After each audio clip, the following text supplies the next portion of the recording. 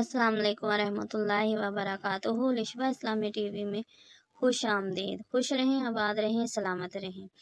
बेटियों की परवरिश कैसे की जाए? अपनी बेटियों को दर्जा झेल बातें सिखाइए। सीढ़ी पर उस वक्त मत चढ़ो जब आपके पीछे कोई मर्द भी सीढ़ी चढ़ रहा हो, बल्कि सीढ़ी के किसी एक जाविये पर रुक जाओ और उसके बाद चढ़ो।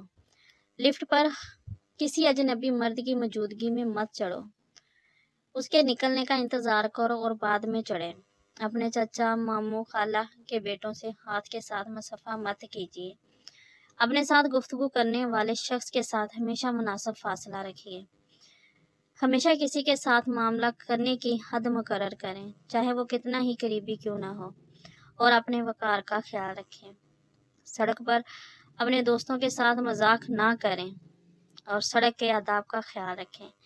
जब कोई मिलने आए तो उसे तवज्जो दो, बड़े के एहतराम में खड़े हो जाओ और थके मंदे और बूढ़े को बैठने के लिए कुर्सी दीजिए।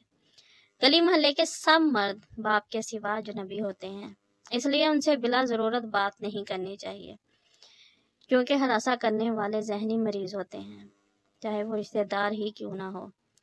जब आप ज़मीन से कोई चीज़ उठाने के लिए नीचे झुके या किसी दुकान, बाजार या अमूमी जगह पर कोई चीज़ देखें तो रुकू की हालत में मत झुको।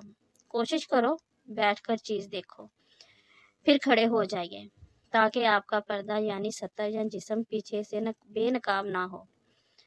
अपनी पूरी जिंदगी बस या टैक्सी में बुलंद आवाज से बातें मत कीजिए। सभी बेटियों, लड़कों, मर्दों के लिए भी यही सब बातें हैं और आदाब हैं।